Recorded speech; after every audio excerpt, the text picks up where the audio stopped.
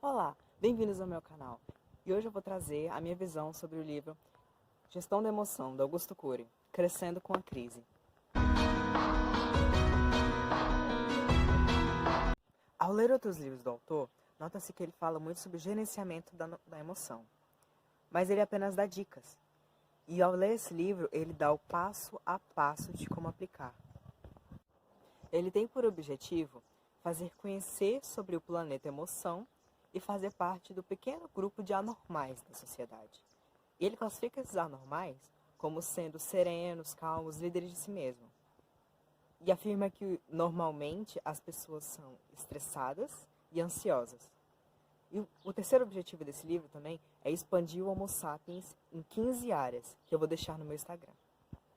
O livro é dividido em capítulos de informação e capítulos de mega TGS. O que é uma mega TGE? É uma mega técnica de gestão da emoção. Ela é um conjunto de técnicas menores, mas não menos importantes. Elas são um passo a passo. Por exemplo, tem uma mega técnica que se chama Felicidade Inteligente e Saúde Emocional. E dentro desse capítulo tem 7 técnicas, 7 TGS, que são o passo a passo a se seguir. No primeiro capítulo de informação do livro, ele cita sobre o coach e a psicoterapia e suas diferenças. E ele cita que o coach capacita o paciente, enquanto a psicoterapia ajuda a desarmar armadilhas mentais e as janelas killer. E elas deveriam trabalhar em conjunto.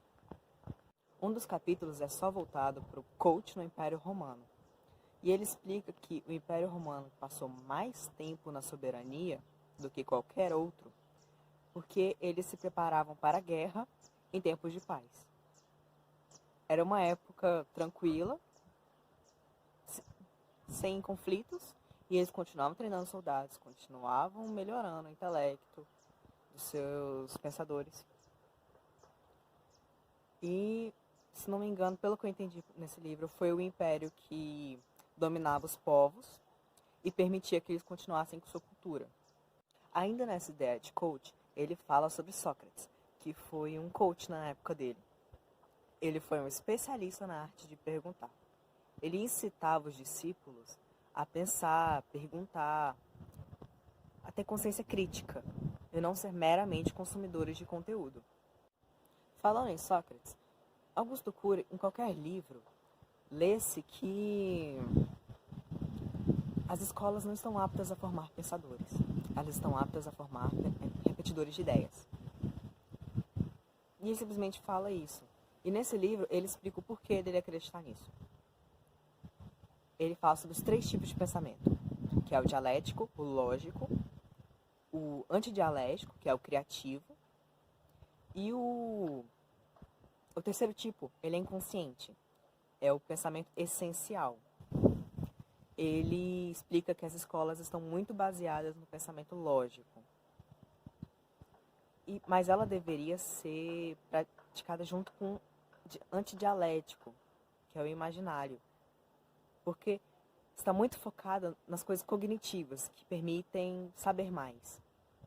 E não no imaginário, que permite perguntar, pensar, imaginar novas situações. Simplesmente está jogando informação na cabeça das pessoas. Pelo menos foi isso que eu entendi a partir da leitura.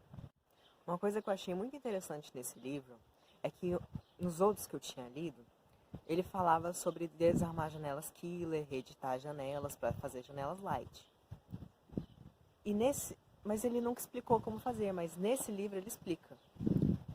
Ele fala que numa janela killer, nós devemos criticar os seus fundamentos, ela aberta ou não. Por exemplo, eu estou aqui gravando, normal. Eu posso criticar os fundamentos de um trauma que eu tenha. E na hora que ela abrir, que o meu trauma começar a me dar problemas, também começar a criticar. E introduzindo novas ideias. Ele assemelha isso a uma técnica de guerra, que é, por exemplo, como os romanos fizeram uma vez. Também outros reinos, mas pegam a cidade e cerca ela. E aí vai sufocando. E assim a janela Killer, ela vai perdendo aquela importância que a gente dá para ela. Que uma das coisas que ele fala é que nós temos liberdade, mas não tanto quanto a gente pensa. Por exemplo, não temos liberdade de chegar e apagar as coisas da nossa memória. Ele deixa bem claro que as coisas da memória só são apagadas quando você sofre injúria física. Você cai, tem um traumatismo craniano, por exemplo. Mas nós temos liberdade de escolher nutrir algo ou não. Nós podemos escolher nutrir as janelas light ou as janelas killer. Nós não temos a liberdade de chegar e falar, eu não quero colocar isso no meu córtex cerebral. Eu tive uma experiência, eu não quero registrar ela. Não, nós não temos essa liberdade. Mas nós temos a liberdade de gerenciar esse momento para ele não ter tanta importância, digamos assim. Inclusive, eu estava lendo um livro, ela me lembrou uma história que eu vi num filme, na verdade. Eu acho que todo mundo já viu a história dos lobos, que tem uma briga dentro de nós, que é um velho índio que conta isso ao neto. Dois lobos brigando dentro de nós. Um são todos sentimentos ruins, o ego, a ganância. E o outro são todos sentimentos bons, a compaixão, a esperança, e por aí vai. E aí o neto vira pro avô e pergunta, e qual ganha? A resposta é aquele que alimentamos. Então, pelo menos foi isso que me lembrou na hora. Nós escolhemos alimentar um núcleo problemático ou diminuí-lo. Ah, mas e se eu não reeditar minhas janelas killer? É simples, vai ficar na síndrome do circuito fechado. Vai ficar naquele ciclo infinito de bateu, levou. Alguém falando que você não gostou, você rebate. Você passa por uma experiência ruim e você se trava, seja para agressividade ou para timidez. Então, essa é a importância de reeditar janelas killer. Elas vão te ajudar a pensar inteligentemente nos seus atos e nas suas palavras. E esse vento tá maravilhoso. Gente, o vento daqui é bom demais.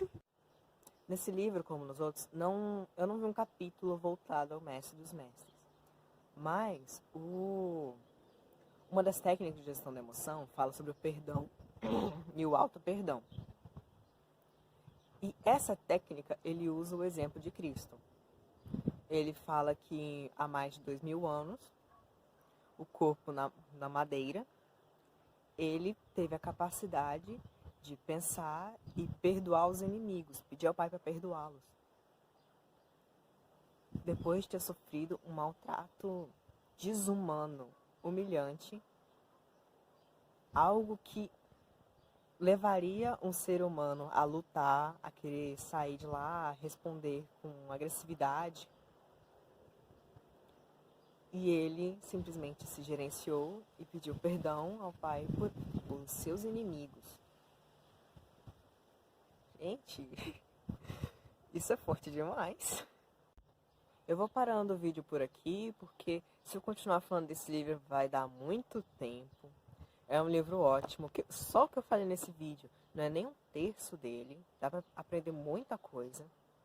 E eu achei ele incrivelmente de fácil compreensão com o livro de psicologia. E dá pra ver que ele explica da maneira mais fácil possível, dá muitos exemplos e divide tudo bonitinho.